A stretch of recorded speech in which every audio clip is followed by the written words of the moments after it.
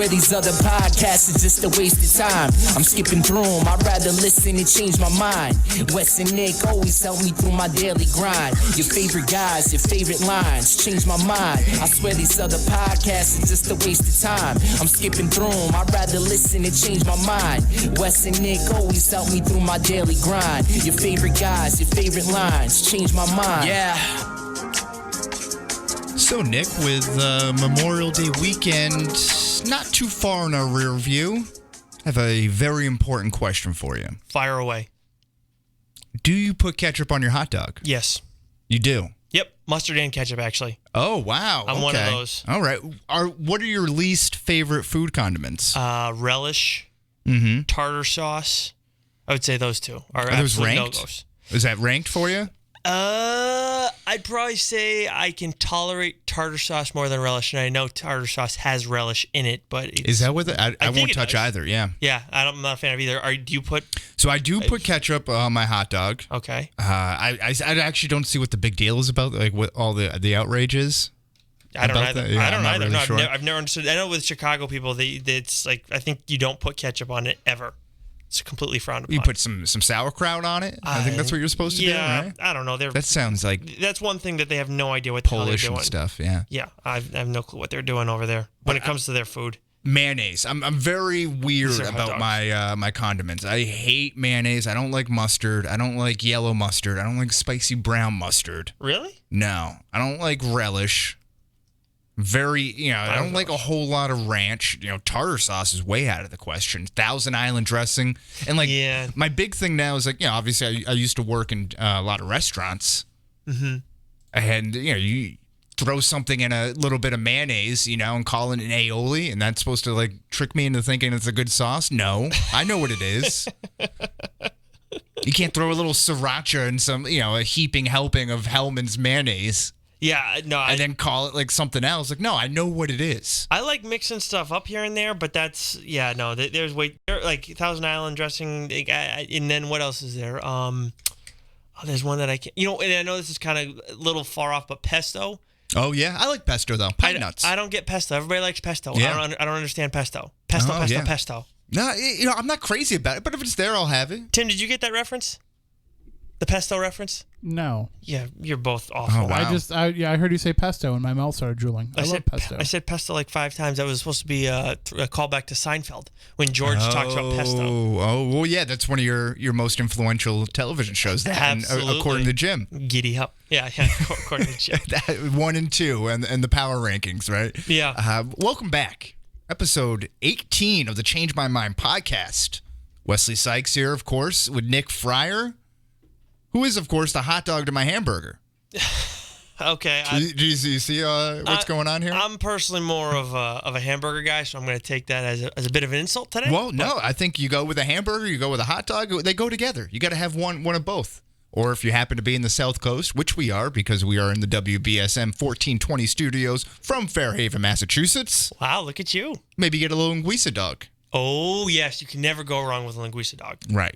Yeah, that's very nice as well. I'll be marrying into a Portuguese family this fall. I love me some linguiça, maybe some Amaril's linguiça, if you're familiar. I'm not familiar. You've dabbled? I'm not familiar. I mean, maybe Tim? I've had it before, not knowingly.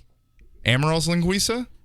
I mean, I pretty much like any kind, but Amaril's usually my go-to. That's a great one. Sorry, Michael's. Sorry, Gas Bars. Right, Gas Bars is also good. But I am marrying into a Amaral family, so that's kind of what it is. Like the last name's Amaral. But they're not no that relation. Amaral family. No. But I guess, I don't know. That's all Portuguese, right? There was probably Hedge your some bets relation. anyway. Yeah. Hedge your bets. Oh, for sure, dude. I mean, I know I've had that happen with restaurants where it was a Terra Nostra. I don't know if it's still around, but in Fall River. We went in one time with my grandparents and found out that my grandfather had dated the owner's mom or something like that back in the old country. Scandalous. And he was also, this guy was like my grandmother's 4th cousin or something like that. Oh, wow. Yeah, there's always some connection. Jeez. Well, yeah. Okay. Well, that there you have it. Yes, that's how it works. And I think actually the Fryer family, not too different from Game of Thrones. Yeah, not the Fryer side, of course. Okay. Although that doesn't sound too Portuguese. Although you could argue that there's some inbreeding on that side of the family, the way people act. But I was going to say, I think I'm a Gaspers guy. That you mentioned that, and that definitely rung a bell. Gaspers is good too. You can't go wrong with that. But we're not here just to talk about our favorite foods and our worst favorite condiments. Least favorite. Yeah, whatever. Same difference. Yeah, so you're picking up what I'm putting down, right? Two sides of the same coin? You got it. That's Dollar it. bill? That's Coin. right there. Okay. We'll be discussing John Wick Chapter 3 Parabellum. So like that one's also kind of tough because it's got a colon and a dash in there. Yes. It's very weird. But which one goes first? I think it goes colon first. Yeah, in this it does. Case. Yeah. It's getting a little fancy. But they had John Wick Chapter 2 and they did the colon, so they already had it set for them. Oh, okay. And then this one, you had just a little bit of a touch in there. So we'll be giving our thoughts on that, kind of giving a little breakdown. Of course, spoiler filled, as we always do here on the Change My Mind podcast. But before we get to John Wick Chapter 3, let's get into some news. Sounds some like a things plan that to are me. already in the box office. What do you got for me? First is Brightburn, released in theaters over the weekend. We pulled in 17.3 million. Not we. I'm not going to include myself into that. They did 17.3 million and roughly 7.8 million domestic. So they came in number 5 in the box office this week behind Aladdin. Okay. John Wick Chapter 3. Avengers Endgame is still number 3. And Detective Pikachu. So a couple of movies that we've already seen are still kind of reigning supreme. Aladdin, of course. If I believe I saw this, I have this in my notes right. Somewhere like 122 million. Their opening weekend, which was this past week. So that's not bad. Right. Yeah. So it's really, really something else. I'll take that. But yeah, so Brightburn, it's received a 6.6 out of 10 on IMDb. It's from the mind of James Gunn, directed by David Yarovsky. Yarovsky. I think you're right, Yarovsky. I don't even have it written down. It's Eastern European. You get the idea, you're fine. Right? Yeah, I think you're right. It's pretty much the basic plot line. If you've been living under a rock or have been too sunburnt and slushed up to pay attention to what's going on inside the box office, it goes, what if a child from another world crash landed on Earth, but instead of becoming a hero to mankind, he proved to be something far more sinister? So I saw the extended trailer that was released. I don't know if this was a week ago or 2 weeks ago at this point. Very, very eerie, kind of on edge of your seat. I'm kind of having a Get Out type of vibe when I was watching the preview for it. Okay. Where it's like you terrifying. don't really know what's going on, but you're kind of freaked out. And I'm just very, very intrigued. And it's kind of got like a whole Superman type of vibe to it. That's what's so compelling but if about Superman goes evil. So my question to you, Nick, is, what do you know about this movie? I know nothing. Was that more, it? I know nothing more than you know about this movie, other than the fact that, you know this too, that we definitely want to talk about this movie. It has my attention. Yeah, I'm very excited for it. So that answers my next question of any interest in seeing it. Oh, absolutely. We have. Yeah, I think it's an episode-worthy movie. Yeah, and I like the idea of toying with the superhero concept. I think why it's such a good idea is because when you run into villains that are overpowered, you can't go too wrong because it's all about the heroes trying to struggle to fight them and figure it out. But when you bring in a Superman and he, like in Justice League, and he just overpowers Steppenwolf like it's nothing, right? Then it's like, then why do you really need everybody else? That's why with Captain Marvel they did it so well in Endgame, where she was only in so much, because as much as Thanos was able to knock her away, he needed the Power Stone to do it. She was going to be able to handle him and probably take him down. Right. Yeah, and I think when we run into a lot of the issues with these superhero movies is that we kind of have underdeveloped, half-baked villains.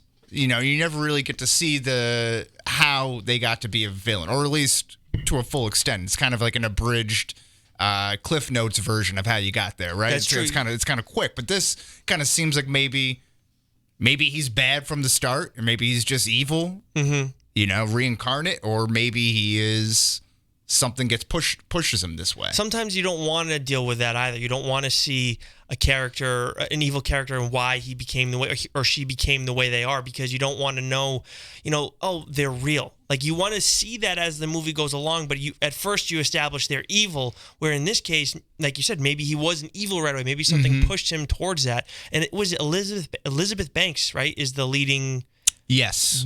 Is she the leading role technically then? Yeah. I mean, I guess she's probably the lead. Yeah. Probably the biggest name in there. She's definitely the biggest name. I don't know. I have no idea who else is in that movie, so she's got to be the biggest name. Yeah. So, listen, it's top 5 release, coming out in the open week, kind of hanging tough with some big boppers out there. For sure. Yeah.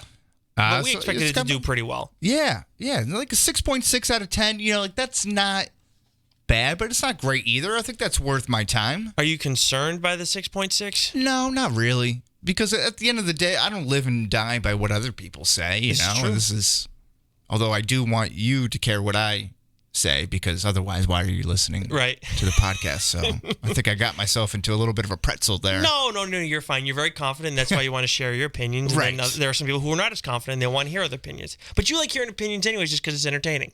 Yeah, I do. I just like having the background noise, and that's really just to drum out the sound of my ringing in my ear. That's constant. Oh, that's right. Yes, I forgot about that. Yes, it's got to be a pain in the ass. It's a bit of an impairment, but we all struggle with things, right? Right, of course. Now, there was another movie that came out this weekend too, right, that you were high on? Yeah.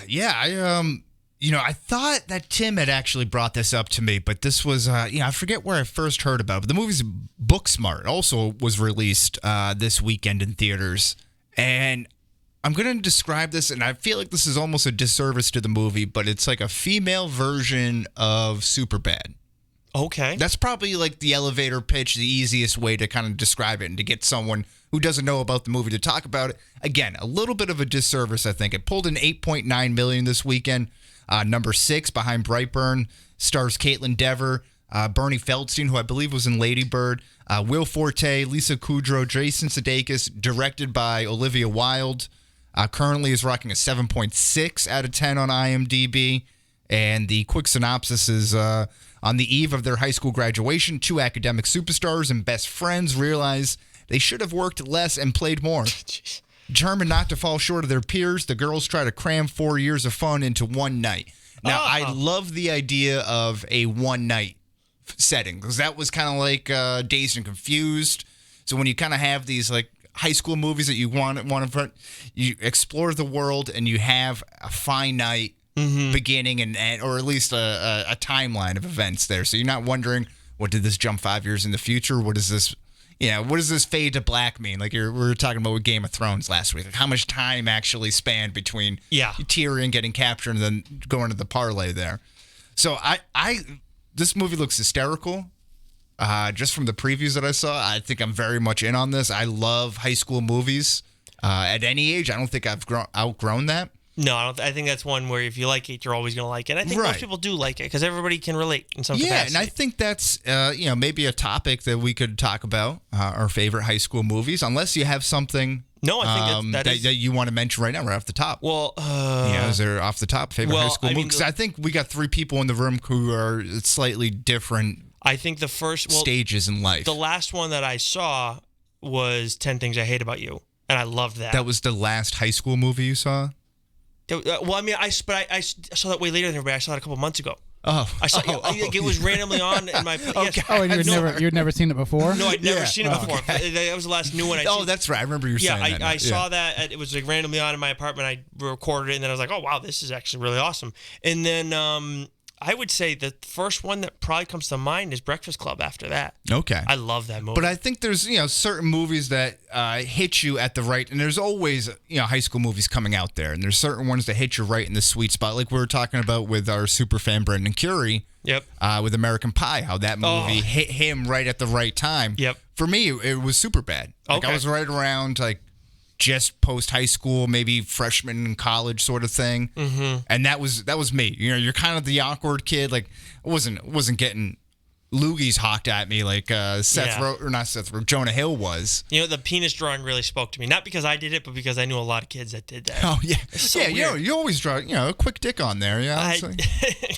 I also think you're onto something there with the one crazy night movies. Yeah. You could do a pretty good list of just those too. Yeah, and I think that's very interesting. Like I said, Dazed and Confused is on that. I think what do we have? Is a Breakfast Club? I don't think I can remember the details essentially, but one morning. Yeah. Yeah, it is. It's one day. I mean, coming from an 80s perspective, you had License to Drive. Yeah. One of the underrated ones of the recent years, I Love You, Beth Cooper. Oh, yeah. I haven't seen that one. I know what you're Really talking funny, about. Is really that with funny. Hayden Panettiere? Panettiere. Yeah. Does Power Rangers count as a high school movie? Well, that would be a conversation for maybe a full episode. It's kind of like how Die Hard is a Christmas movie. Well, Yeah, but I don't. A high school movie has to be about high school and right, and it has to take place. Like the high school has to play a high role. School. If you pay attention to the deeper meanings, which we're all about on this podcast, is the deeper meanings in the show. It's all about high school. Again, which is why Die Hard is a Christmas movie. Is it, or is it about forming a Megatron? Megazord. Well, Megazord. You could apply that same logic to so many other films. There needs to be parameters. Well, I'm just trying to dig at the fact that I know you don't like it when people state Die Hard as a Christmas movie, or is it you don't like it? Or you both don't like it? I'm perfectly fine with. Oh, you are? No, You don't it like has it to then. have some sort of Christmas spirit. Oh, there's a lot of Christmas spirit in Die Hard. See, you're saying that with this shit-eating grin on your face, and I'm not sure if you're buying what you're selling. I mean, unless you're watching on the WBSM YouTube channel, then people have no idea what you're talking about. Ho, ho, ho. Now I have a machine gun. It doesn't get any more Christmas than that. No, you're right. You're right. I believe that was, Chris Kringle who said that originally, right? Yes, but I do think you're onto something with best high school movies, top 10 list or something to that effect. Right, or even something that hits you in the sweet spot at the right time, that sort of thing. So, yeah, Definitely. We'll file that way. What do you got for us? Okay, so Captain Marvel producer Mary Lavanos says that the Disney Plus shows will directly affect the MCU, and she said this to Variety. So my question to you with this, Wes, is do you like that idea? Yeah, of course I do, because that's what we were looking for with the Netflix thing. That was something that I was harping on, back to our second episode or third episode, whatever it was at that point. All about it. Yeah, I'm all in for it. The one downside, though, I would say to this, the one negative is that it just makes more content to watch, which is not necessarily a bad thing, but things can build up. You know what I mean? Yeah, they need to be smart about we heard that Falcon and Winter Soldier is going to be 6 episodes. Right. So if they're doing things like that, 45 minutes, if they do an hour, I think most people will be fine if it's 6 episodes, but I think that they just got to be smart, and they've had a pretty good feel when it comes to all this stuff, like how much content they want to put out there. Right, exactly. And I think, with Avengers Endgame, obviously, with Loki doing what he did and kind of zapping away, I think that was kind of put out there. I'm not sure if that's official or not, but how that's going to directly relate to his 8-episode Loki show of him kind of going through time and kind of shapeshift and opening up all these other portals. Yeah, all these other rips, into the timeline sort of thing. So, and that I find pretty interesting. I think that'll be kind of cool.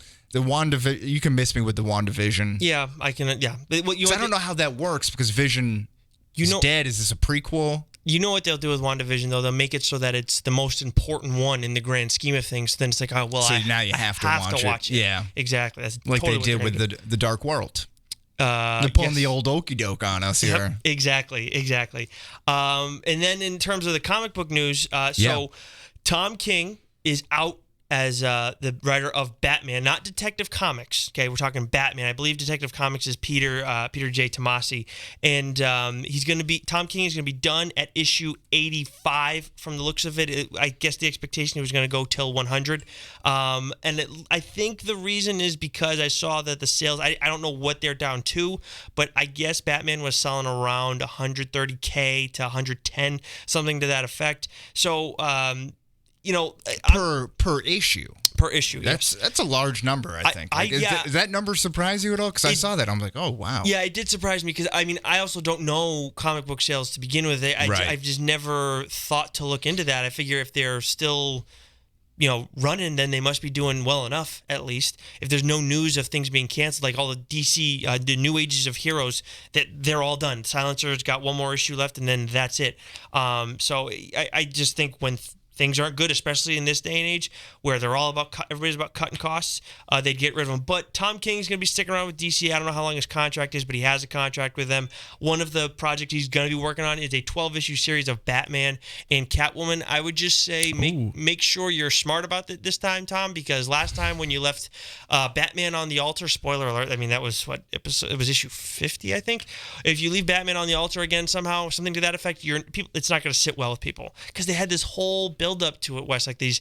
I feel like I've heard about this before too, and I'm not the comic book reader, and I feel like that reached me. Yeah, the non-comic book reader. They had like it was a Nightwing. They had a bunch of little like mini issues and some like mini one-offs or whatever, and a couple other things. They had a Red Hood one, a Nightwing, Robin, Harley Quinn, Batgirl, a whole bunch of stuff. And then at the end of it, he's left at the altar. In the way they did it, I wasn't a huge fan of how he wrote it. But Tom King does a good job in general usually.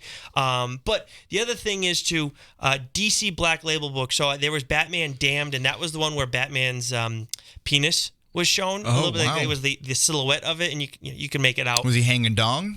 Yeah, it was. He was stacked. It was respectable. I would say good for Bruce. So good for Bruce. All these years we thought he was compensating for something. Oh, I was gonna say, yeah. So this book that they're coming out is written by Scott Snyder, who does Batman Who Laughs, did the DC Metal, all that stuff. He does a phenomenal job. One of my favorite writers, maybe my favorite out there. And then Greg Capullo, excuse me. And his artwork, he's been doing it for a long time. They were working together on Batman Last Night on Earth. It's a 3-issue miniseries. Okay. The first issue is out this week. I already read it, so I can only say so much. But the review will be on Geeks Worldwide on Wednesday. And I don't know if I've ever had so much fun reviewing a single issue of a book. And I love everything I read, Red Hood and Deathstroke. But man, like, this Batman is just, it's hard to put down. There's so much going on, and it's just a totally different direction. Now, if we could backtrack for a moment back to Batman's Batmember. Yeah. I'm really hung up on this right now, actually. So this is Dark Knight? Yeah, exactly. So if you could just, up on it, yeah. I'm just going to put my hands up here, and then you stop me. Well, I mean, I gotta. No, less. Oh, jeez. Yes, okay, yes. I was gonna say. I'm like, yeah, go less. Oh my God. No. I would say a little more. I would say probably there. That? Yeah. This is. I have to calibrate for it's in the book. But I mean, if we're talking about like a 6'4" Batman, no wonder he needs a belt to hold up his pants. Yeah, I think that's it. Well, I think that's okay. All right. Yeah. I mean, my thing is, I assume there's room for growth. Growth, right? Extension. Yeah. I mean, if there's no extension and if it's all show, then it's not. Then it's not. He's only working with so much. So he wasn't. No, I'm not talking. He's not Mandingo. I mean, I was going to say he wasn't arriving on the scene. Like he wasn't like. Oh no. Ready to rock. No. Okay. No. He was not at attention. Okay. Yes. But that's what I was trying to say. Yes. Arriving on that's something completely different. Another. It's very dirty. Another book that's out this week that's just starting out to Superman Leviathan. I believe that's how you pronounce it. Rising. That's if you've been reading The Silencer or familiar with Talia al Ghul, that is her group. Okay. So that comes out this week as well. So if you're looking for something Superman or Batman related and you don't want to go start at the beginning of anything, I recommend looking at these two. Okay. So Wes, this is big. So this is that concludes the Comic Minute. We haven't had this in a while because of Game of Thrones. What do you have for me to stay woke about this week? Yes, the illustrious return of the Stay Woke of the Week brings us to the World Health Organization. And they have officially classified the gaming disorder as an illness. Okay. Okay, so we're going to get this, we're just going to go through this here a little bit. This is from techradar.com. Before you go, are you going to define gaming disorder? Yeah, that's what I'm saying. This is going to kind of come into it here. Okay, thank you. In June 2018, the World Health Organization proposed adding gaming disorder to its list of globally recognized diseases, and now the organization has officially agreed on the addition. The 11th revision of the International Statistical Classification of Diseases-Related Health Problems, it's a mouthful, has officially placed gaming disorder alongside gambling disorder in its list of disorders due to addictive behaviors. Specifically, this is categorized by impaired control over gaming, increasing priority given to gaming to the extent that gaming takes precedence over other life interests and daily activities, and a continuation or escalation of gaming despite the occurrence of negative consequences. So this includes both online and offline gaming. Ooh. And addresses habits that are either continuous or episodic.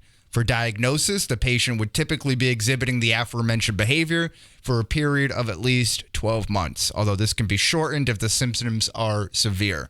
Now, there's some backlash from all these different types of countries and people across the world saying that we have to change it. So it won't be officially adopted until the year 2022. Okay. So there's some time to kind of go up against it and everything.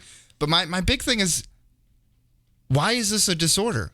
I agree aren't with you. we just issuing, aren't these guys making six-figure salaries? Aren't there, college scholarships being issued to e-gaming and all these people? I know the University of Utah offers that. They have that now Yeah. too? Oh, yeah, absolutely. Obviously, they have sports. They're totally legit. Esports is a legitimate thing that's selling out. You have Bob Kraft buying up teams. I just saw, who was it? Shane Vereen and Brock Vereen, former NFL players. Brock Vereen had a cup of coffee in the league. Shane Vereen, of course, won a Super Bowl with the New England Patriots, are buying into a team of their own or starting up their own league. I saw something on their Instagram page about that. So this is reaching everywhere. Obviously, during the, if you watch the NBA playoffs with the Boston Celtics, of course, we're in Massachusetts here, you would see these commercials with these gaming helmets that or gaming headsets that are, I don't know, I forget who was on there. I think it was like Bradley Beal, Gordon Hayward, a couple other people, maybe like a CJ McCollum or something like that, all kind of repping these headphone sets for these gaming commercials. Look, I understand. Why is this an issue? I mean, there's definitely a point where you're playing too much, I would say. But if you're treating it like a sport, right? There's a point where you're doing it too much, right? And it's more physical when it comes to sports, obviously. But with this,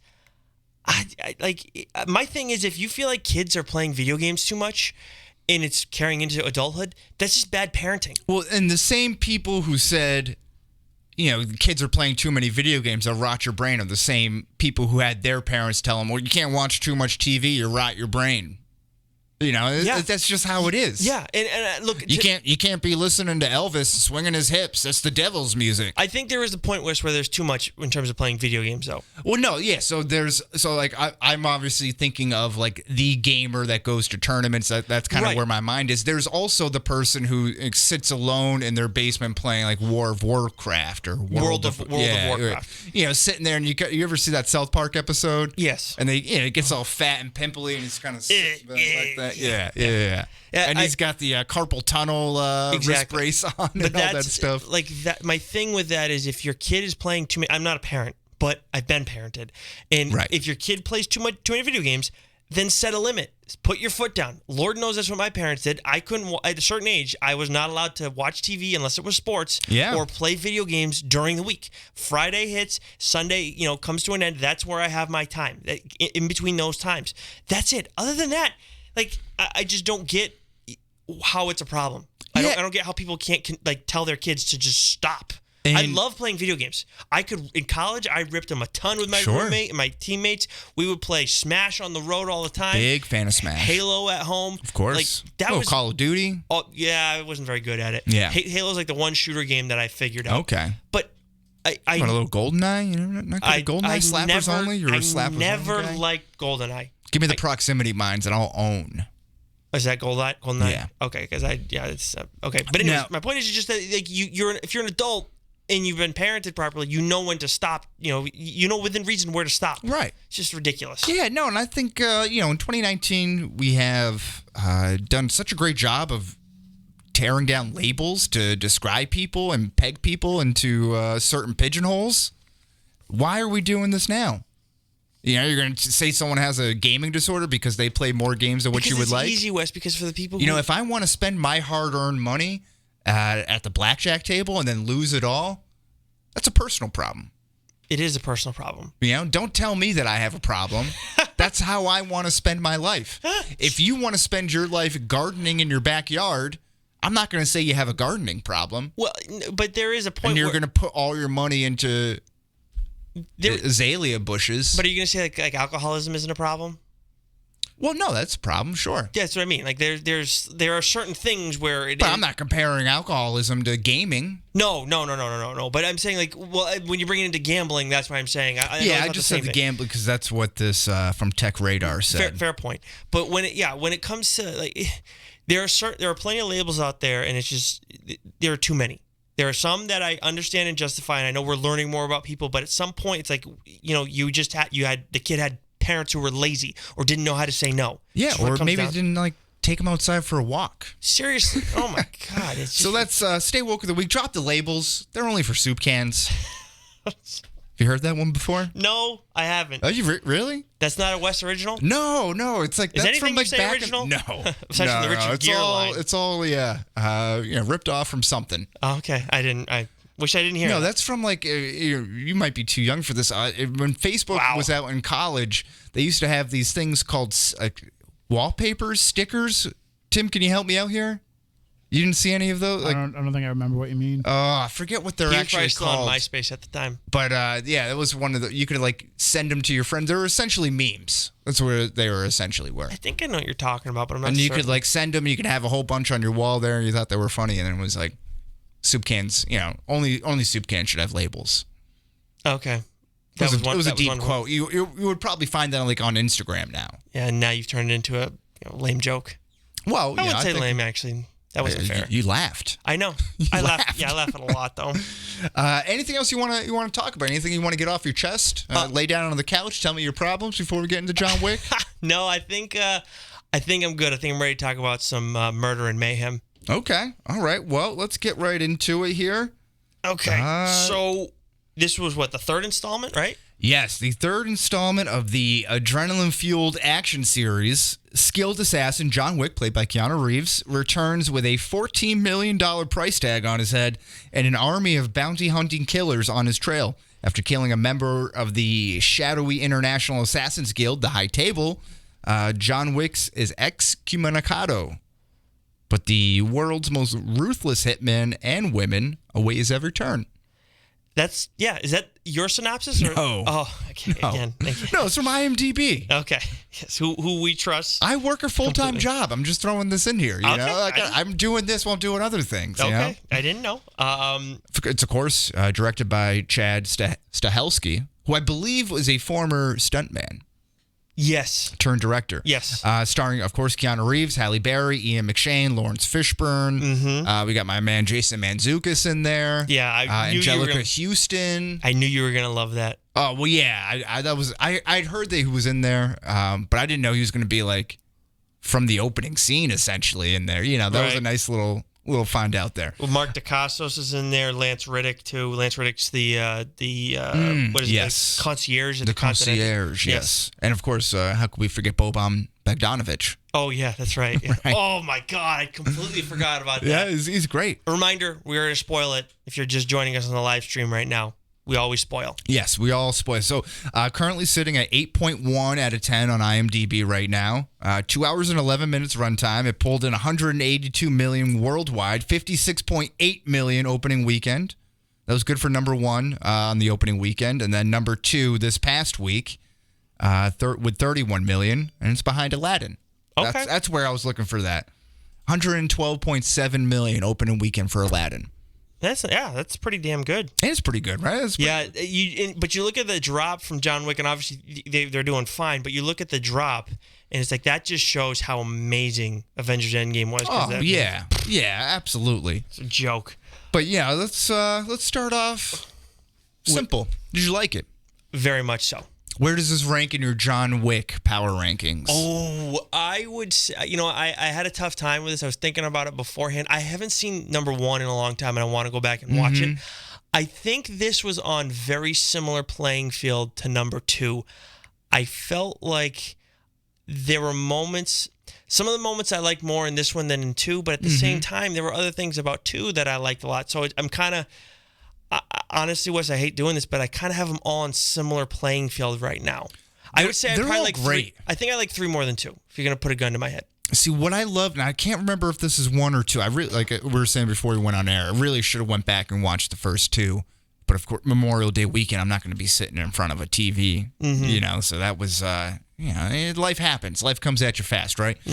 But there's this one scene, I think it's in John Wick 2, where he's going through the club.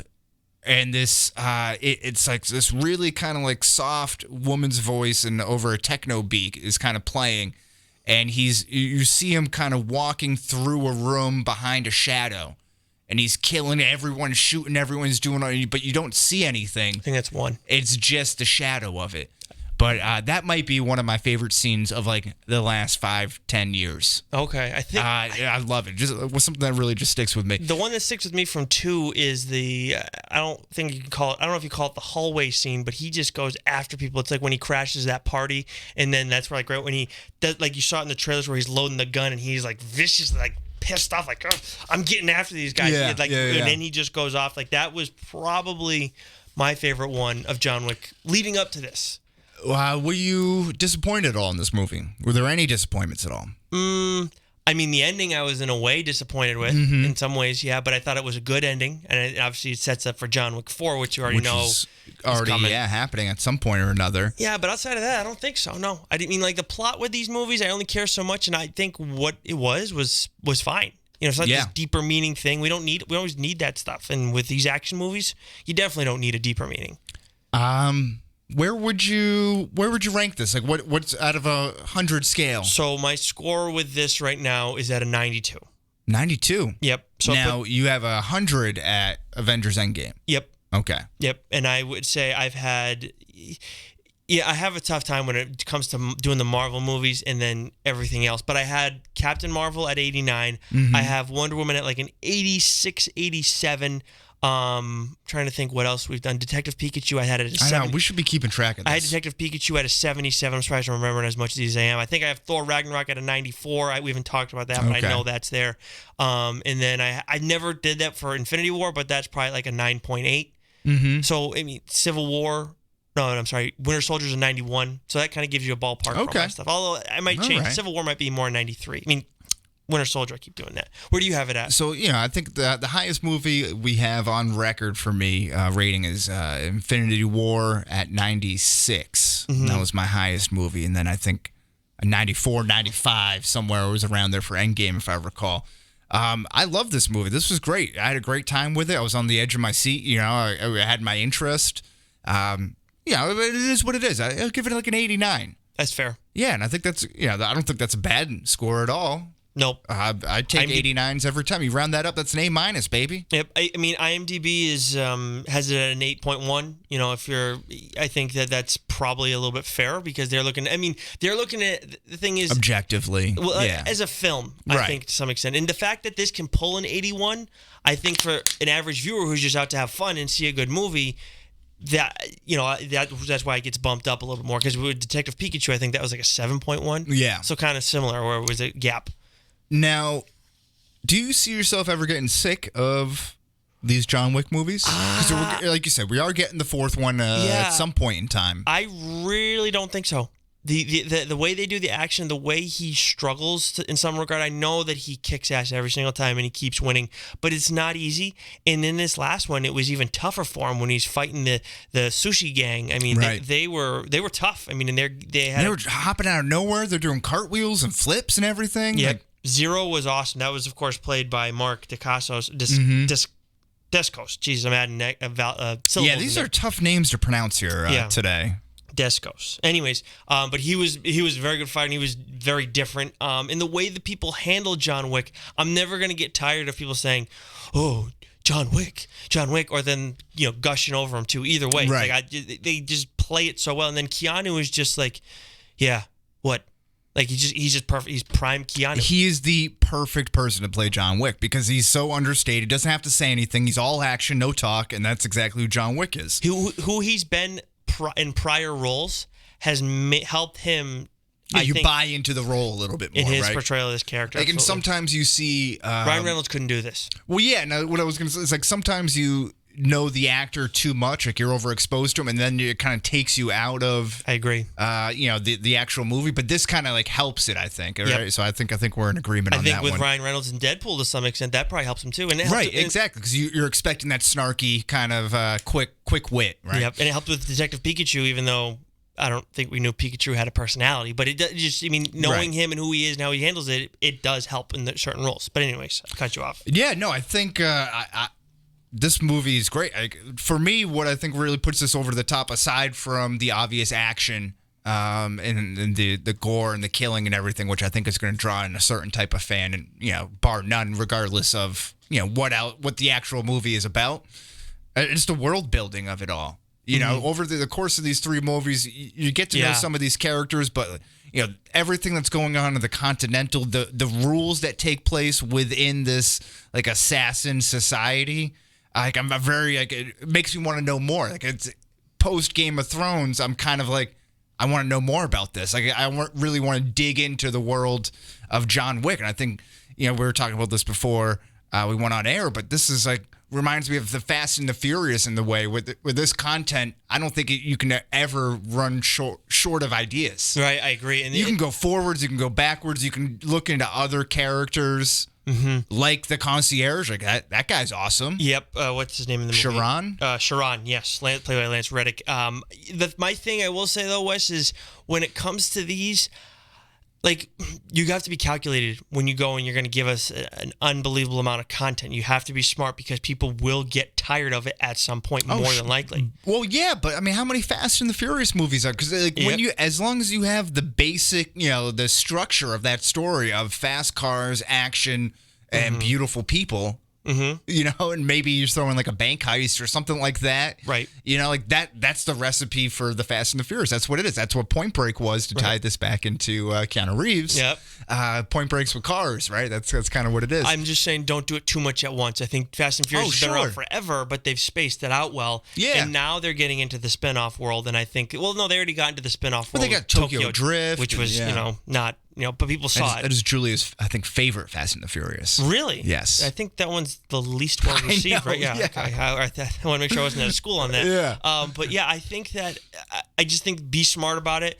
Don't, like you said, go off into develop the world a little bit more and go into the Belarus stuff where he's from. I like that idea. The Continental show that's been rumored. I like that. Yeah, or even his relationship with Halle Berry. Because he hinted at that, and it looks like they obviously have a strong history. Yep, It kind of reminded me of Avengers Endgame when they're like, remember Budapest? Yes. That's that was the vibe I was getting there. It's never just a conversation with you, John. Right. I think that, I think they've killed some cool characters that had potential. Like Common. I loved Common's character. See, I was kind of hoping Common was going to come back. I was holding out a little bit of hope that he'd be there. That's a character I would have liked to learn more about. And then who was the other one?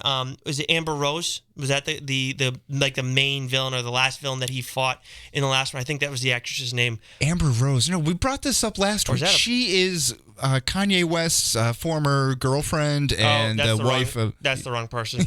Yeah. Saying Amber Heard? Is that what you're thinking? No, 1 second. I'm thinking of the girl who plays Batwoman. And if you give me a second, I'm going to have it pulled up. I'm really struggling here. Ruby Rose. Ruby Rose. That's why. Oh, that's right. Okay. Yes, okay. She was in John Wick Chapter 2. They played her off as this badass the whole time. She was I forget the main villain character's name in that movie, but she was his right hand person. And it's she died so quickly. John Wick just took her out like nothing. Whereas he had this big long fight with Common. I would have liked to see more out of her. That was probably my biggest problem with that movie. And then if you didn't kill her, then we could have a little bit more of her. I thought she was a bit of a badass. She was deaf too, or she mute. She might have been deaf. Oh yeah, she didn't talk. It was all sign language. Okay, so before we get into other things here, I think there is fewer dislikes than likes that we have in our list here. I couldn't really think of many dislikes. So just anything that comes to mind right now? With a dislike? Yeah. I mean, initially when Lawrence Fishburne was alive still, I was like, you got to be kidding me. He was roasted at the end of that. Right. There's no shot that guy's alive, but... You're taking 7 sword lashes all over the body. Freaking gangster hacks, man. Right. Those are not little cuts. He should have been done. And that's one thing I did like is that everyone just understood what the rules were and then took it like a champ. Like the doctor, like, John, you gotta shoot me, and one isn't gonna do it. You gotta shoot me twice, you know. And then everyone else getting the hand stabbed through like that, and then obviously with Lawrence Fishburne's character, he just turns around and is like, the king is dead. Yep. And then the pigeons go up, and then it's like, ch-ch-ch-ch. Yeah, I'm trying to think of what the scene, the fight scene with Halle Berry was cool, but I don't I have with the whole Halle Berry, I'm fine with her as an actress and everything. I don't think she's particularly great. I don't think she's bad either. She's right down the middle. Obviously, she's attractive. I really liked her.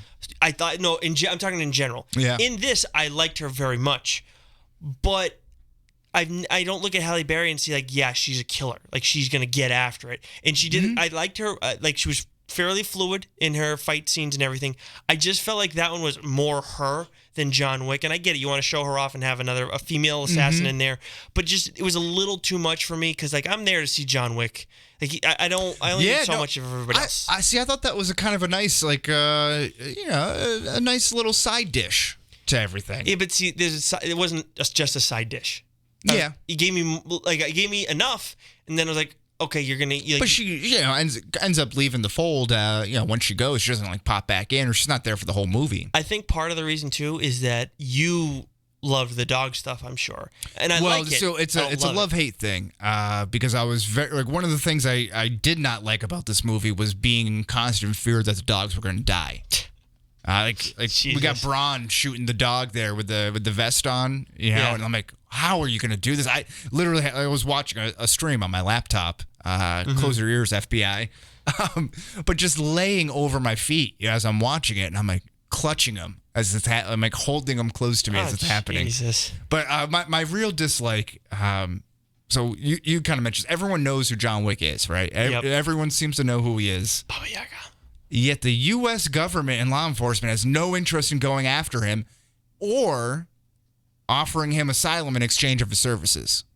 They're just letting this whole underground syndicate of assassins go on, mass murdering people in the middle of the streets at every stop of the way. There are so many assassins in the world based on this movie. Yeah. So many friggin' assassins. But where are the cops in all of this? Where are they? Where is this lawless New York City? I have no idea. You lived there longer than I did. Right, yeah. Well, now, I will say, very different from where we are.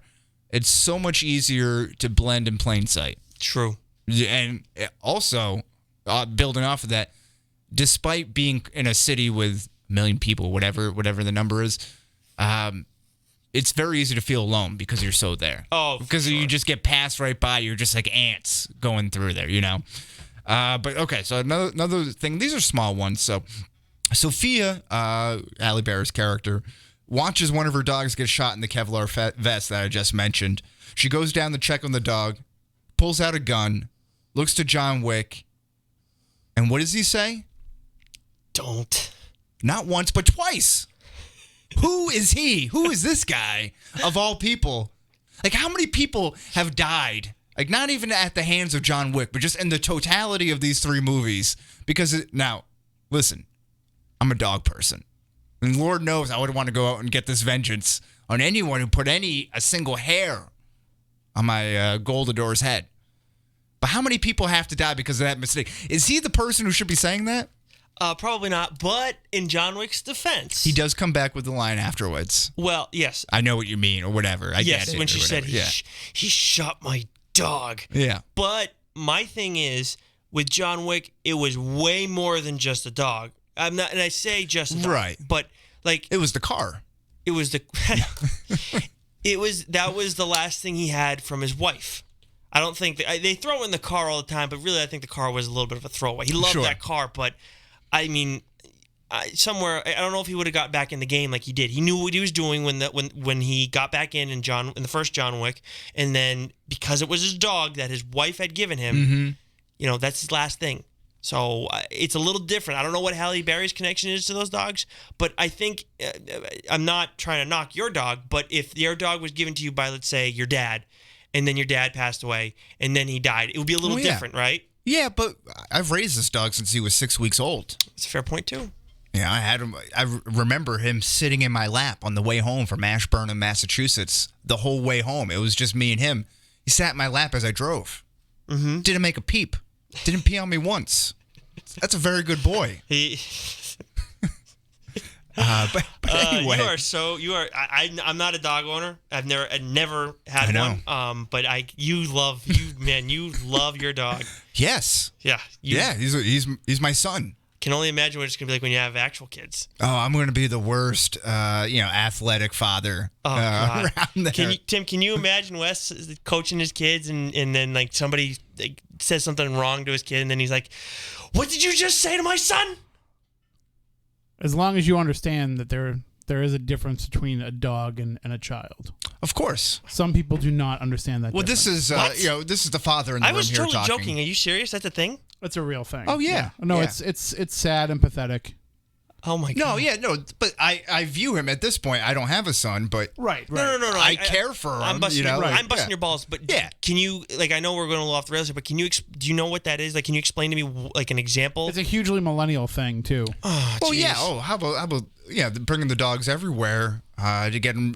I know people who have, and you can actually find this on the internet, is finding fake service vests for the dogs so you can bring them everywhere. They never leave your side. Oh, my God. Yeah, or anything. Now we're putting our dog. My dog's gonna be one of my groomsmen. at My wedding. That's cool. 4.5. Got a nice little bow tie, some cufflinks in there. That's totally different. Sitting right up there with me. That's cool. Right? Yeah, I think we got it. We got the dog together. It's an event. It's a little thing. It's Right. not bringing your dog everywhere you go. You didn't bring him in studio with us. Right? No. Although he might be a pretty good guest. No, he's mouthy. Oh, okay. Yeah, he's I've all had over dogs the in the place. studio before. Okay. We used to do a pet show. That's no We'd way to bring the talk about your dogs in. spooky South Coast co-host, Tim. Oh wow, those are shots fired right there. He's the one that said it, not me. We're not an attractive group. No, I didn't even mean it like if that. people wanted to meant find more out how they behave. who they are, what they look like, where do they find Spooky South Coast? Well, just go to spookysouthcoast.com. You'll realize there's one good-looking person in the group, Stephanie. Oh. we had to have her balance us out. That's very. The rest of us wow, are pretty I thought ugly. I thought you're teeing yourself up there. He's a ladies' man. Don't let him fool you. But anyways, back to John Wick. So 2 things left. So how much blood has John Wick lost in the span of these 3 movies? Oh, that's probably a pint or two. Where is this blood coming from? I don't Is he know. getting hooked up? Is he getting blood transfusion? Like, how is he able to move like You this? can give a pint and then it'll go back. Do you think he lost just a pint though? They've done a pretty good job of. I'd say they've done a pretty good job of like spreading out his injuries. Yeah. Like But those I just like, serious what's the ones. time frame of these 3 movies? Like a couple weeks? I think you're right. Because it's all continuous. I think you're right. It's a couple weeks. Oh, I think honestly, it does take a couple weeks for the blood to build back up. That's why you can only donate every so often. Right. See, this is true. That's a good point. Does anybody at any point give him a juice box and a cookie? that's good. Oh no, I've not seen I don't that. think I've seen that part yet. Yeah. That's one of the deleted scenes. Him in a blood bank.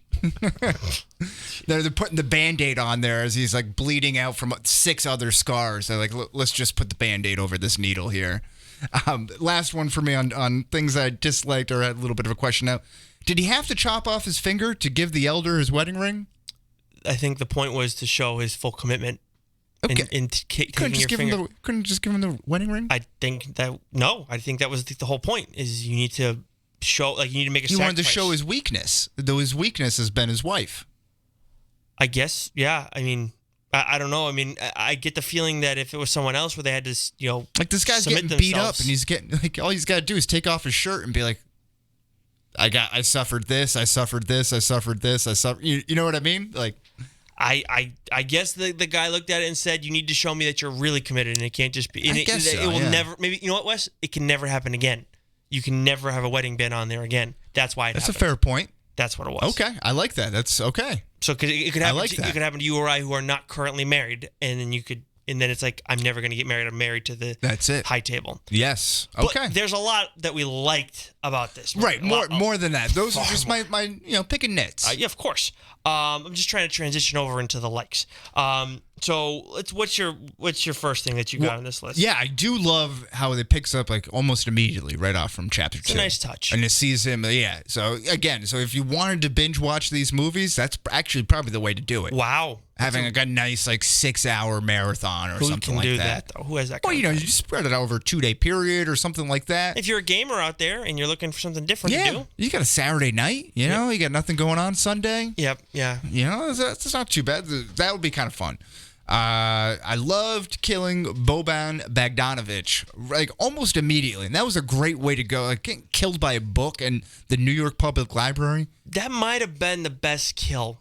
Yeah, it was very impressive. It was up there. I've never seen that happen before. I mean, you've seen like people shove something in, the person's mouth and it gets pretty vicious, but that was using a book like that and then snapping his neck. Like right over the spine of the neck. That was the neck of the book. Yeah. My one question that came up from that scene was, how late is the public library open till? Oh, it's open. It's open 24 hours. Get out. Yeah. I didn't know that. Oh, yeah. You can go in there. There's certain parts that get closed off around, but a lot of homeless people hang out around. You know what? I think I went. No, I didn't go there. I'm going back. I'm actually going to be in New York on Friday. I got the media game against the New York Media. Oh, so maybe very nice. Maybe I'll swing by there afterwards. Okay. I'm just going to hang out for the day. Go to Midtown Comics. Of course. I always go. Instead of getting a hotel room, now that he knows homeless people hang out at the library. Right. Now he's got a spot right there. Oh, yeah. That's a good point. Missed opportunity on a little levity on a joke is right after he does that. Why doesn't a librarian come out and go, shh? Just kind of poke her head out from one of the corridors. Yeah, that would have been good. Right? That would have been kind of fun. Yeah, that would have. I just thought of that now. Okay. Look at you. Something else. So, again, we mentioned this. The doctor knowing he had to take a bullet and just wears too willingly. He's just accepts it. The same thing. Everyone just accepts their fate and then they don't cower or whimper or anything like that. They're in this just world, slice me up, man. They're part of a bigger thing, and they'll do. And this guy, he'll do anything for John Wick. A lot of these people will do what they can for John Wick if they have the opportunity. I think that it just shows how people have want to have something they can attach themselves to, and then once they're in it and they're committed, these people are all in on this world, and I love it. Love the commitment. And this kind of goes back to, again, what we were just talking about with, how big can this, series get? The world building of it is really what pulls me in. I want more of the Continental. I want more of the director's home with the ballet and the wrestling house that they're going through with John Wick, which appears to be we kind of thought this, right? That's where he was training. Yep. Where he grew up and everything. Yeah, it definitely with was. Angelica Houston. When you saw the kids doing the Greco-Roman wrestling, she said, do you remember this? Right. Something to that effect. Yeah, that's right, yeah. My question, though, is who do we want to see cast as a young John Wick? We're talking early 20s. You do whatever you want with a kid. But what does he look like in his early 20s? Who's that going to be? Well, it has to be someone who's not too cut up, right? Just kind of an unassuming guy who can blend in. He could be cut up back then. But not big and bulky, Not big and bulky, sleek. Yeah. For lack of a better example right now off the top of my head, but Ryan Reynolds. He's not big and bulky. He's sleek. Yeah. He's cut up, but he's sleek. Exactly. Someone to that effect. So, I would have to go through a list of actors. Maybe John Boyega or Adam Driver. Maybe someone who's Armie Hammer. Not from the cast of Star Wars. How about Robert Pattinson? Steve from Stranger Things. Oh, that's interesting. I gotta watch Stranger Things. But you know what the problem is? I only see him as in the mullet form. I'm not sure if I can picture. Right. But I guess the time frame, maybe that does work out. Maybe he just goes right from Stranger Things, stays in the 80s, and is John Wick. Can't be too tall. He is becoming slowly more badass on Stranger Things. It's true, yeah. It's very true. He had a bat filled with nails. Mm-hmm. You don't see that every day. Which I think inspired, because based on the timeline, I think that inspired the Wu-Tang Clan. Oh. Are you not familiar? Come on, you're familiar with that. I'm not a big Wu-Tang fan. I don't know enough of their catalog. Geez. I can name you most of them. Maybe not all. Maybe all of them. That's neither here nor there. It gets tricky when you get into the Killer Bees and all the associate members. Right. But the original ones, yeah. What was I going to say? If you're going to cast a younger John Wick, too, you got to make sure he's around 6 feet tall, too. Can't let him get too tall. Right. Because Keanu's 6'1". But what else you got? So I a couple cameos that I liked. Jason Mantzoukas, TikTok man. One of my favorite actors. He's a great podcast guest. If you listen to that or anything, he's a huge Game of Thrones fan. He's hilarious. And then Braun from Game of he's a comedian. Yeah, I know he was in Parks and Rec. I remember him from that. But he was originally in The League on FX. Oh, was he? Mm-hmm. I never watched that show. Was it worth my time? Yeah, it's good. It's a good sketch comedy show. It's kind of like Curb Your Enthusiasm type of build. It's all skeleton outlines and they fill it in. He had a good role on Brooklyn Nine-Nine too. Yeah, which I want that to come back on Netflix. I feel like that used to be on Netflix, wasn't it? Brooklyn Nine-Nine? Yeah. It's on NBC now. They have a whole new season. Yeah, but I want to be able to binge watch it though. I don't want. I see. You're saying you want it. Yeah. It'll probably be on Hulu if it's on NBC. Okay. Mantzoukas forever will be Dennis Feinstein for me. Right. That bastard, I couldn't stand him. He great, very good actor. God, I can't stand him. Oh, he's hysterical. He's such a pain in the ass. No, I want to punch him in the face more than I do Tom Haverford. It's not even close. He came into, like, Jason Mantzoukas came into a restaurant where I met my soon-to-be wife. Really? Yeah, and I only knew him from the league then, and this was, obviously 5-6 years ago. Was he nice to you? No, so I just saw him walk in. He was going to a private party. It was a big restaurant, so I was on the other side, so I didn't wait on him. But, he just kind of came in and left, and I'm like, I kept pointing him out to people, and no one knew who he was. And I'm like, that is the perfect type of famous, where you can go there anywhere you want with basic, like, anonymity. Anonymity. Yeah, whatever. I always have a struggle with that word. Be fine. But you're making money. Yep.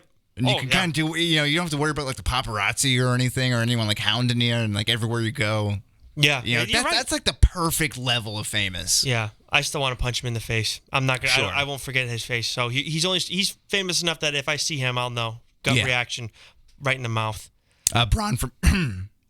You're good. Wow. You're fine. Braun from Game of Thrones. Yep. Getting to show off some nice accent work. I thought that was a nice attempt by him. Yep. He's got to make it while he can right now because he can only play that role. Maybe he can play it for a little while longer. Maybe another 5 years. But he looks. He just comes back in a wheelchair. Yeah.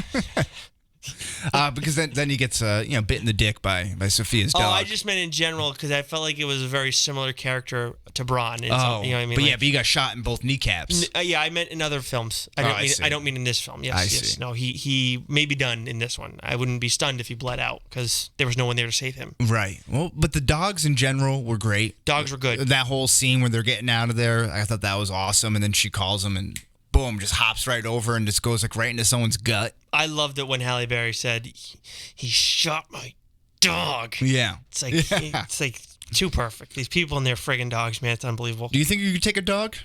Yeah, I think I could take a wolf. Oh, well, that's a different story for a different day, right?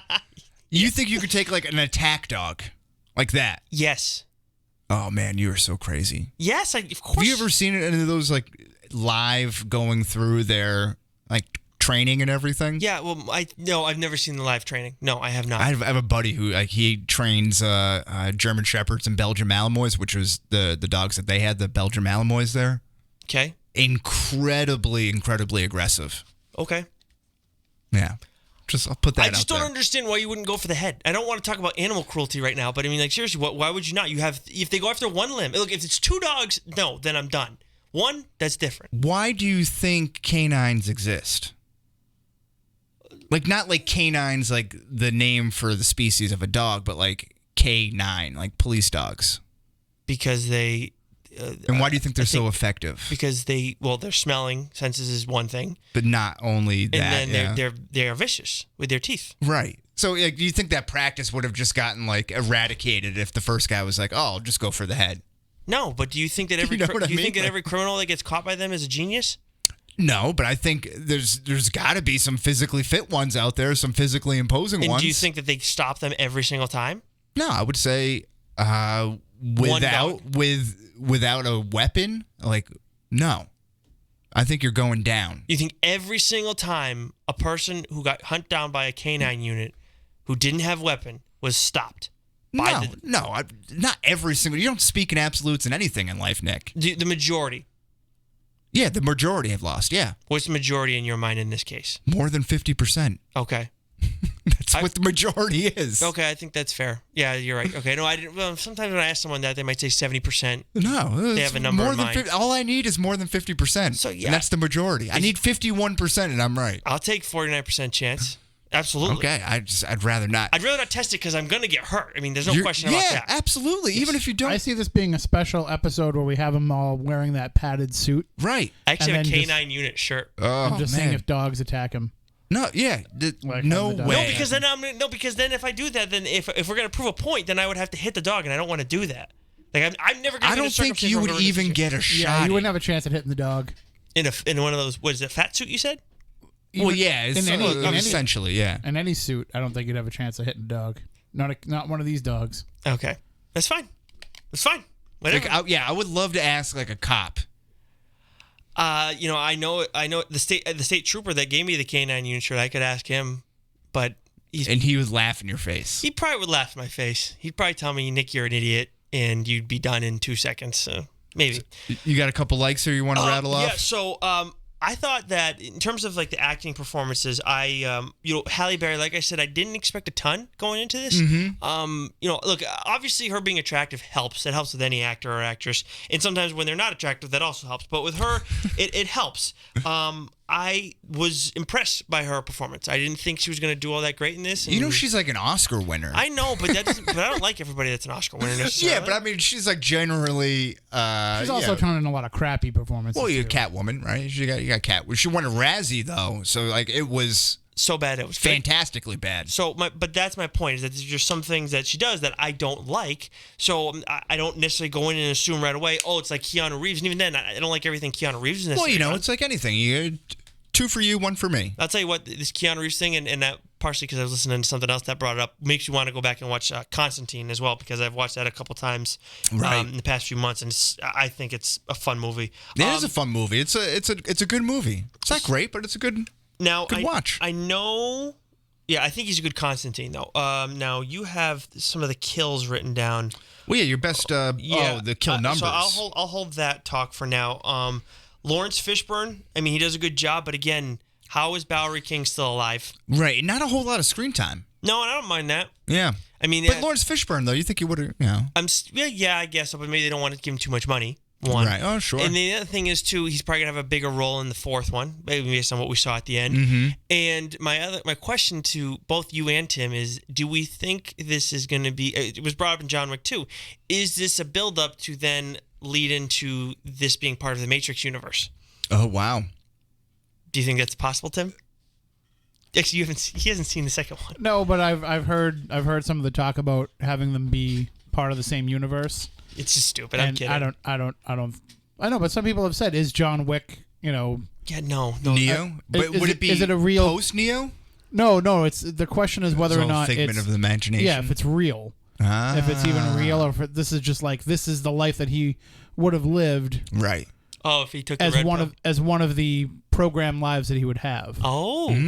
So I kind of like the idea. It's a fun debate, though.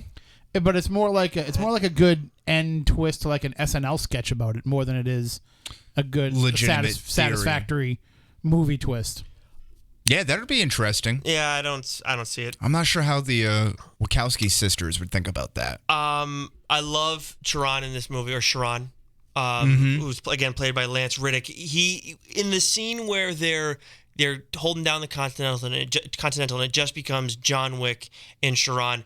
I mean, that's his best moment when they're trying to get when they're getting the shotguns because their guns can't pierce the high tables, whatever soldiers their armor, and they go get the shotgun and he's like armor piercing. He's pulling out the shotguns and they're getting the shells loaded. Sharon's not messing around. So he's been good, which was great to see because he's always so tight laced. Exactly.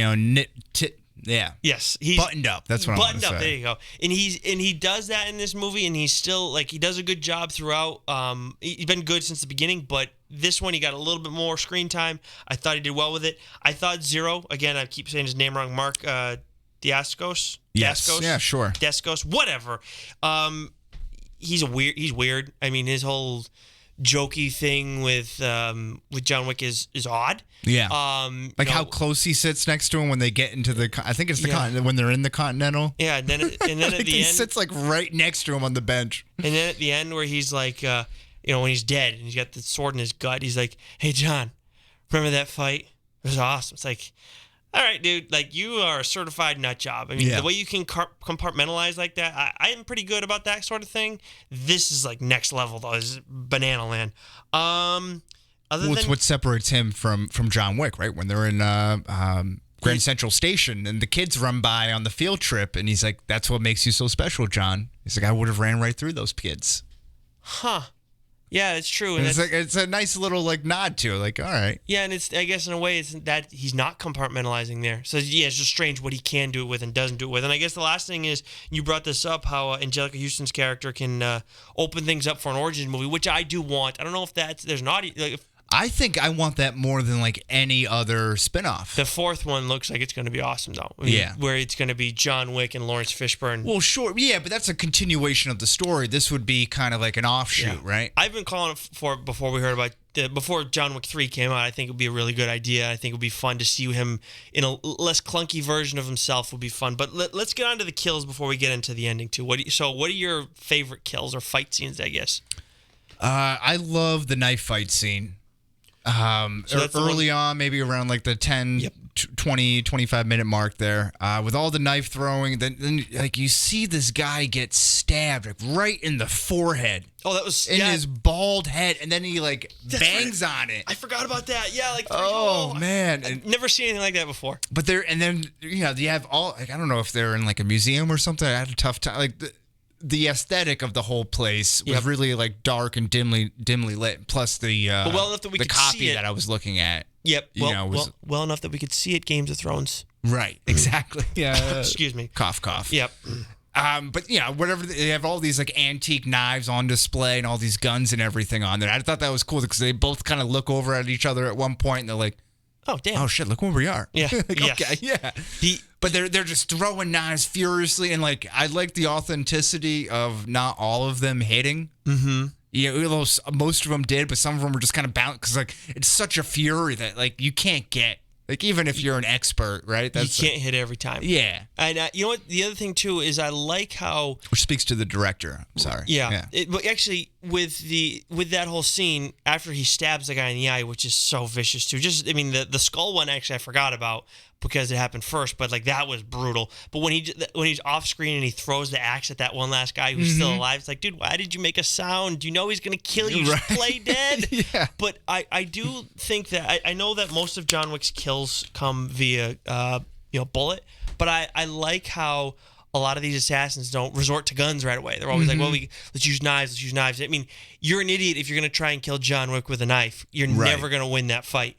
But if you go and but these people are assassins. They try and be subtle about it in some way, shape, or form, as subtle as they can be, I guess. Actually, they're pretty damn subtle because like you said, there are no cops involved in any of this crap. No one is none the wiser. So I think that, but I do appreciate that. That little bit. But what else you got for the fight scenes? I like the dogfight scene, obviously, in Morocco. I know I talked it down, but I did like it. Yeah. Oh, when he came charging over there, and then just like I said, went straight for the gut. I was like, that's pretty awesome. And then obviously going for the crotch on our friend Braun there. Ooh. The motorcycle sword fight on the Queensboro Bridge. That was good. When you see them kind of closing in on John Wick, who's on the motorcycle, not on the horse, but he's on the motorcycle, and then all of a sudden you see the swords just kind of flay out there, and you got like a nice flying V sort of thing. Thought that was very cool. But for all the big talk about the horse, like not that great. The horse kills were awesome. It was cool. Like I liked when he was dropped off to the other side and then came around and then shot the guy in the face. When he dropped that. Yeah. So he was like using the horse as the shield. No, but I'm talking about where he had the horses kick the dudes in the face. Oh, that was cool. That was really cool. That was yeah. I will never. I always. But in the previews, they were talking. They were really showing him like riding through the streets on the horse. I thought that was going to be like but his ride of choice. You should know now that these trailers are all going to be misleading. I know. People are learning from Endgame. They're learning from the MCU. But when I knew you weren't supposed to stand behind a donkey. I figured you shouldn't do it with the horse, but now, no shot in hell am I ever. Oh my God, no thank you. It's almost as dangerous standing behind a car. Good Lord. You see those hind quarters on that thing? Yeah. Oh God, they got popped twice. It's like, dude, Jesus. Yeah, that's great stuff. But I do question the ability of John Wick to be able to stay on the horse just by holding on when he's like hiding behind it on the actual like chase scene. The scene that I was just describing where he's like on one side and then goes around and like shoots the guy because he has a hurt shoulder that he just got stitched up. He's bleeding profusely through his suit. And you mean to tell me he can hold himself up by his upper body strength at that time? You know what I mean? See, I didn't listen to, I was looking at you the whole time, but I didn't listen to anything you said after you said, I questioned John Wick. Yeah, I question his strength. Again, what? How does he do it? I don't think that's proper English, Wes. Like, does he not feel anything? Você fala português? I don't understand what you're talking about. wow. Now I definitely don't know what you're talking about now. I asked if you speak Portuguese, because it's just, like you question John Wick. Yeah. Yeah. How can you ever question anything he does? Well, I can question a lot of it. A lot of people had to die because he can't cope with death himself. He is the greatest non-superhero action hero ever. That's tough. Because there's two names that come to mind immediately that have a longer stretch of movies that are a little bit more well-rounded, and they span decades. Okay, so are you saying that I'm wrong and that you should argue about this? Yeah, James Bond and Ethan Hunt. Okay, well, maybe then we should have an episode on this at some point. And I'm sure we got we already know a John Rambo and a John McClane over here from our friend Tim. Rambo's one-dimensional. Yeah. Yeah, you're a McClane guy, right? John Wick would easily figure out how to take down Rambo. Yeah, but remember we did this 2v1 though. The kill count for John Rambo is through the roof, like in the thousands. Well, just the Rambo 4 alone, he had more kills than anybody else had in any series. Is there Rambo 5 coming out? Yes, this year. I don't know if it's this year, but there is one in the works. I think it might be this year, but I think we should watch. I haven't seen a full Rambo, but I'd be totally down to see one of them. You haven't seen a full one of any of them? Nope. Just be aware that First Blood, the first one, is completely different than the rest of them. I've heard that, yeah. It's an indie movie, and it's really, really good. Great acting. Okay. And then after that, it's just... Great acting with Stallone? Violence. Yes. Oh. Stallone is actually a very good actor. I'm kidding. Every time I think of Stallone, it's like, hey, yo, Adrian. That's just everybody looks at Rocky and they say, well, he's an idiot. But there's a great movie that he was in called Copland. Yep. Where he acted his ass off, but most people haven't seen it. Yeah, and of course Rocky 5. He was in Spy Kids. Yeah, right. Yeah. What Rocky 5? There's no. What are you talking about? It doesn't exist. Hey, Tommy. Favorite? You forget your favorite fight scenes? My favorite fight scene. You know what? I really liked. I love everything that happened in the Continental. At the end of the movie, I thought that was very well done. John Wick. I mean, he had a tough time killing those guys because of the armor. Seeing him kind of have to make some adjustments along the way. The horse kills were great. Those were probably my favorite kills of the whole movie. Mm-hmm. The knife fight scene that you brought up was right up there. And then what's that guy's name? Boban? Boban Bogdanovic. Okay, yes. Is he 76ers? Now he is, yeah. Okay. So that kill was brutal and awesome. But that fight too, where he's dealing with a guy who's just so overpowering. Mm-hmm. Like, this is really uncomfortable for John Wick. Like this is a little next level stuff. As much as he's just a more skilled fighter, he doesn't have the reach, he doesn't have the power to necessarily combat him. Right. It takes a little bit of brains there. And it set a tone for the movie. I feel like too, where he was challenged more and more along the way. Than he normally is. I got a real. This is kind of funny. Do you remember the original Thomas Jane Punisher movie? Yeah, I mean, I saw it. It's just, where he had he has to face this huge monstrosity of a guy, and he ends up throwing him off the balcony of his stairwell or something like that. But that's just what I think of when I saw that. It was there was no way that you throw a punch in his face, he doesn't feel it. He's just absorbing it.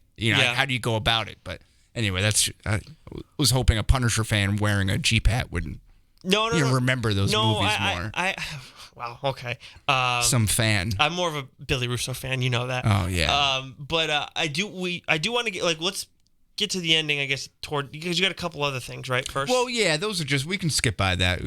Finish it up here. Okay. So at the end, for those obviously, if you're listening to this, you've seen it. Hopefully, at the end, Ian McShane apparently betrays John Wick after he pled for his life to John Wick. No matter how you spell it, he pled for his life to John Wick. Right.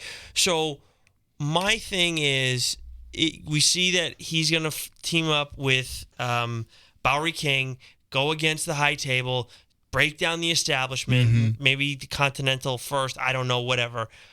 John's pissed. Do we think that he's going to kill Winston in the next movie, or do we think that he knows Winston did him a favor? Or did Winston even do him a favor in the course of it? I think he has to kill him. You think so? Yeah. I kind of want to see him kill him. Yeah, because that's a nice... I don't think he will. Kind of wrap it up. Kind of a nice little tie-up to that relationship. Put a bow on it. Yeah. I don't think he'll kill him. No, I'd like to see him do it. I don't think he will. 2021? Sound about right? 2021, I think you're right. I think he's going to look at it and he's going to say, like, John, they were going to kill you if I didn't do that. Mm-hmm. It was a risk, but it was a worthwhile risk because what was the best case scenario? After that, you were dead. Right. Yeah. So, I mean, you kill the adjudicator? Yeah, good luck after that. So, I think, I mean, but even then, my thing is, I would say to Winston, if I was John Wick, say, have you seen like anything that I've ever done ever? What makes you think I couldn't fight my way out of it? So yeah, I think he'll end up killing him. But I think he has to, right? He has to. Yeah, I think. I'm sorry. I don't think. I'm sorry. I don't think he'll kill him. I want him to kill him. Yeah. Okay. Speaking of kills, the last thing, you have what is it? 94. I believe it's 94 kills for John Wick alone in this movie, which brings his 3-movie total to 304, which I'd read is more than Michael Myers and Jason Voorhees combined. Really? Yeah. Well, those kind of movies, it's like more about how they kill them, and right? The surprise and the shock. There's about 5 groups of teenagers, but there's a lot of movies. Yes. Oh no. Yeah, there's a good point. A lot of movies. Though. They do have a ton of movies, but 304, man, that's a pretty damn good batting average. For one guy, right? That is a damn good. Who hasn't even lost a pint of blood. And we can't find both Wes and I looked for Halle Berry's kill count. Can't find it anywhere. I want to know the total kill count. Like how many people died because John Wick's dog died. Jeez. A puppy that he didn't even know. Like he was there for probably had like a 6-hour relationship with. I know it was the metaphor. Wife. I know what it stood for, but didn't really even know they had one day with it. Whatever. Anyways, anything else on John Wick before we get to 2v1? No, I'm 2 thumbs up. Okay. Yeah, it's awesome. It's great. Just a fun movie. Like it's a good summer fun movie. Definitely rewatchable too. Yes. All right, so we got 2v1 this week. Went with a theme like we usually do. We have animated rabbits. So we have Peppy Hare, who is from Star Fox, one of the pilots in the video game. We have, by Tim's request, Usagi Yojimbo. Yeah, who is that? From TMNT. Okay. And then we have Bugs Bunny.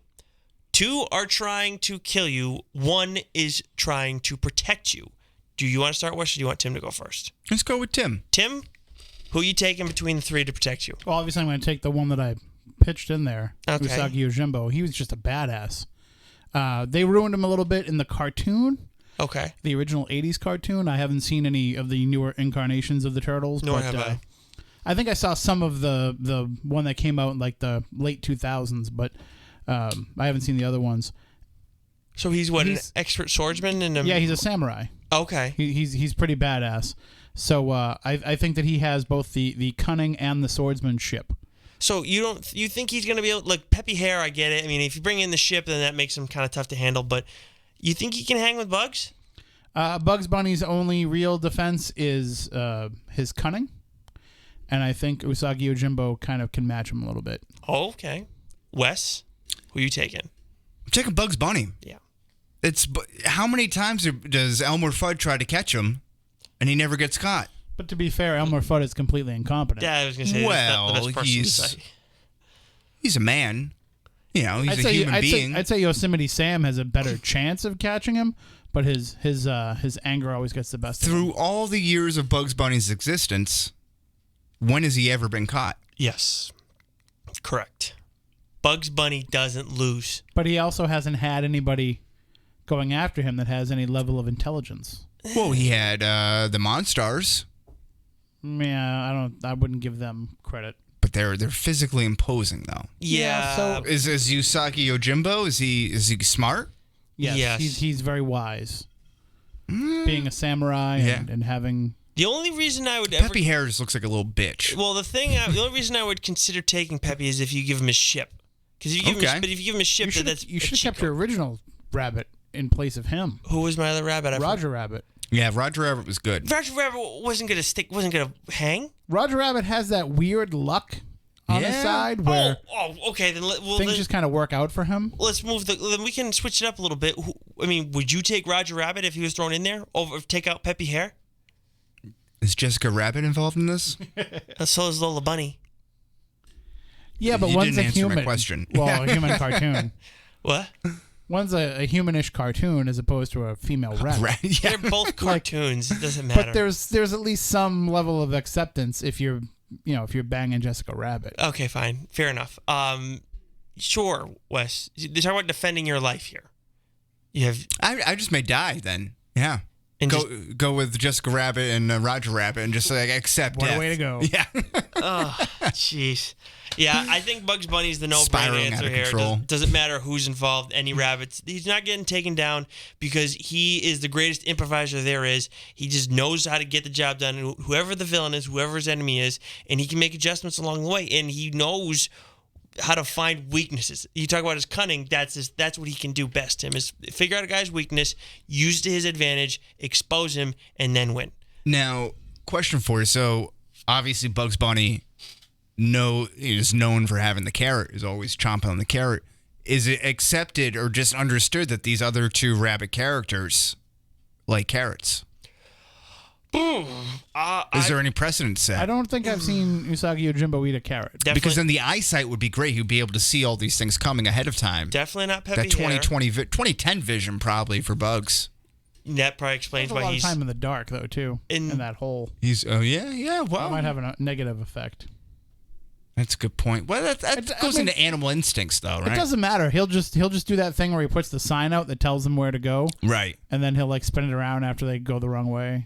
Yes, that's right. Yeah. So long, Screwy. See you in St. Louis. I think I took a wrong turn at Albuquerque.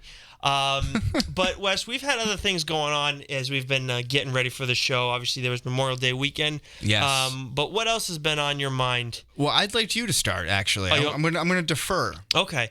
So, this was on the Seems Legit podcast, which I do as a baseball oriented podcast. I saw the Lonely Island. I've seen clips. Yeah, it's very funny. It's funny. It's weird. It's a mess, though. I mean, I wouldn't call it good. I would call it maybe so bad it's good. Okay. You might really like it though, because it is up your alley, kind of with. I humor, love Andy Samberg, and it's got the rap, and there are some things that maybe I didn't appreciate as much with the rap, but it was funny. The way it's shot, very well done though. Yeah, it's like a music video. It's got a real Beastie Boys style. I love the Lonely Island. Have you seen Pop Star Never Stop Never Stoppin'? Yeah.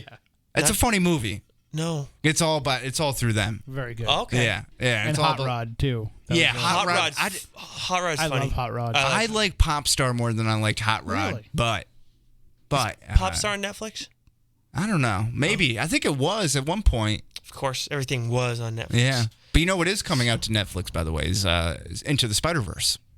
Oh, is it? Soon, yeah. I think in June. Oh. Mm-hmm. Something to look forward to. You haven't seen it yet, right? No, I have. You have? Okay. Love it. Loved it. Oh, good. What's on my mind, though, is soul patches. We had a little bit of a debate.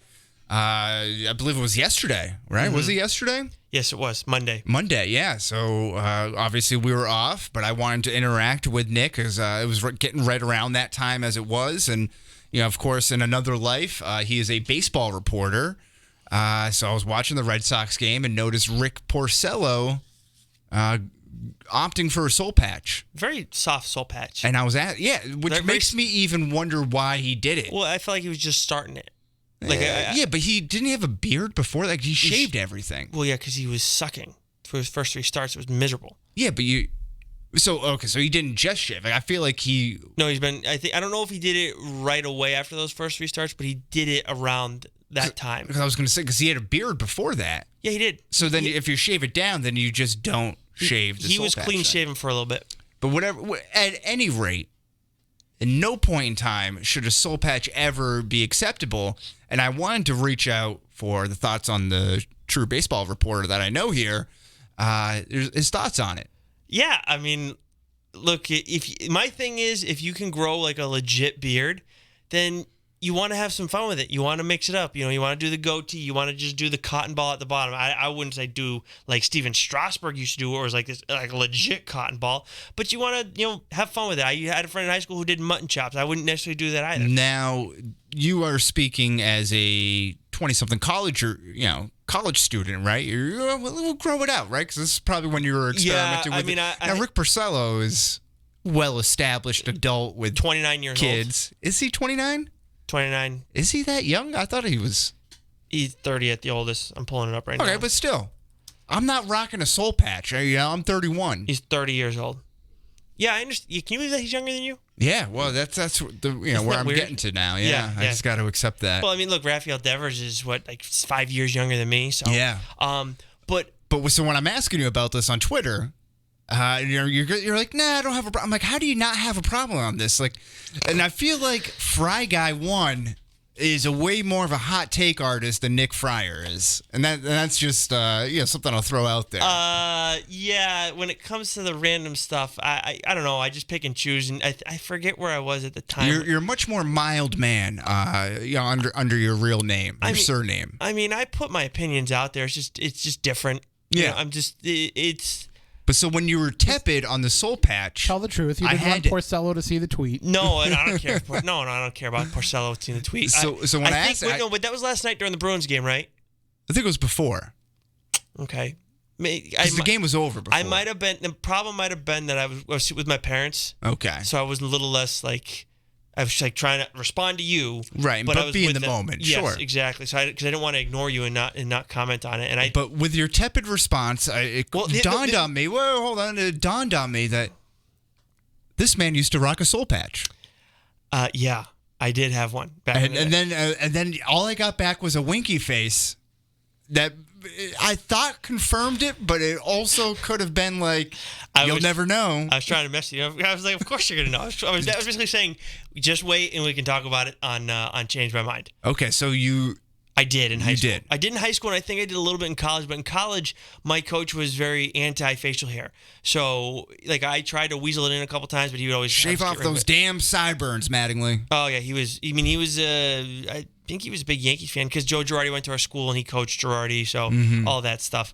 But yeah, he was very much about the clean shaven life. So I think I had facial hair a couple times, but anyways, I can grow a full beard. Like I've done it before. I don't know if I've ever done it. I had it on the podcast. I usually shave it. I see like the 5 o'clock, like a little more than that. You know why? Because I usually try and shave it for Sundays. When I do TV, because I don't like to have a full beard for that. But yeah, I think if you have a full one, through the years you want to mess around with it. And you talk about him being a real adult. Yeah, I get it. But when you're playing baseball, man, you don't feel like a friggin' adult. Like I never felt like I was a college student. You feel like a kid. It looks like someone like wiped their butt with your chin. And I don't look. His was very. When you asked me that, and I went and checked on it was like the first thing I noticed. I didn't watch the game. I had a day. I was off for the day. I had stuff I had to do. I had to deal with all the Pedroia crap, but I didn't watch the game. And I was like, when I went back and looked, it was like I barely see one. It's like I couldn't really give you much of a take. The way he has it, I'm not a big fan. Exactly. Why have it? So we have 3 different varying people here, right? So someone who can grow a beard, who has a little bit, someone who can't grow a beard, right? And then someone who very clearly can grow a beard. Can we have the lumberjack weigh in, please? Soul patches don't belong on anybody's face. Right, the only, I was telling Wes before, the only exception is like if you're going like with that full Old West look where you have like the big mustache and the sideburns and then the soul patch. Okay. Like if you're going full 1870s. But just clean shaven soul patch, no. Jason Worth pulled it off fine. No, the picture that you sent me, literally, it was in the shape of a penis hanging down from his lower lip. Yeah, that was not a good picture that I sent you. I'll give somebody a pass if they have a scar. Okay. Well, yeah, that's different. Yeah, it's totally different. Or sometimes people have an issue where like they hurt themselves there, or like they cut themselves there shaving, and they have to like give it a little time to heal before they can shave it again. Because once you nick that area, as you know, like you're gonna keep doing it. Yeah. So I can give them a little bit of leeway, but not as a fashion choice. No. In a professional setting, like a legit, like if it was a reporter who had that, I'd have problems. Yeah, you'd be all over it. But but dude, you're an athlete. Like that's why. Well, he's a professional athlete. You're an athlete. It's a professional setting in athletics. You play a game for a living. Well, tell that to the New York Yankees. They play a game. Yeah. Well, yeah, and I think the Yankees are ridiculous. I've said that for years. Oh, we want to tell that to Northwestern. I will say it to him. I would say it to him now. I think it was a ridiculous rule. We want to look professional. It was the same guy who wouldn't let us rock high socks either. Oh, that's just crazy. That's what I'm saying. So you want to go and say that this guy was thinking right necessarily? No. Does he still have a job? No. Took a little while, but no. He was fine with me, but a lot of people didn't like him. I think he knows that now, but hopefully he's not listening. I don't want to have to deal with that. He still has my number. Oh, boy. I think someone's blowing you up right now, actually. Yeah, exactly. That's exactly what I need. We had somebody commenting on the YouTube chat the other day from Northwestern. I was like, wait, he called me one of my other teammates like an idiot, but. Oh, yeah. Yeah. Anyways, but yeah, I think that. I think that wraps it up. You're good on the Soul Patch talk? Yes, I am. You got all the answers you wanted? Yeah, I'm not satisfied. Seriously, but, the truth though, why I was tentative was what I said about being with my parents, but also I really couldn't see much of one, and maybe it was just because where I caught it in the game, the shadows might have messed with it, but I was like, it was the first thing. I don't really see one. What are you talking about? The first thing I noticed was that, and then on the Bruins post game, I turned it on to see Felger and Tony Amonte. Tony Amonte looked like he was out, on the boat all weekend, rocking goggles, like he had the raccoon eyes. Did he? Yeah, I didn't watch horrible tan lines all over his eyes. He looks like the first thing I noticed. He looks like he's going clubbing all the time, though. Yeah. But yeah, do we need to? You mentioned most of the social media stuff, right? Do you need to reiterate that before we get going? Oh well, yeah, of course. Well, if you're listening to us right now, that's on WBSM 1420 AM's live feed, which is over our Twitter pages. You can find all of the archives on their YouTube page, or go to our archived audio content on Geeks Worldwide on their iTunes or their SoundCloud. But if you want to interact with Nick and comment on his former Soul Patch, you can find him at @fry_guy1. Or if you'd like to tell me about how I can't connect any of my facial hair, you can find me at Wesley Sykes_. And of course, interact with both of us and find, stay up to date on all things Change My Mind podcast at Change My Mind Pod. I think that's it. I'm waiting for the music to kick in. Oh, there we go. There's that man. That's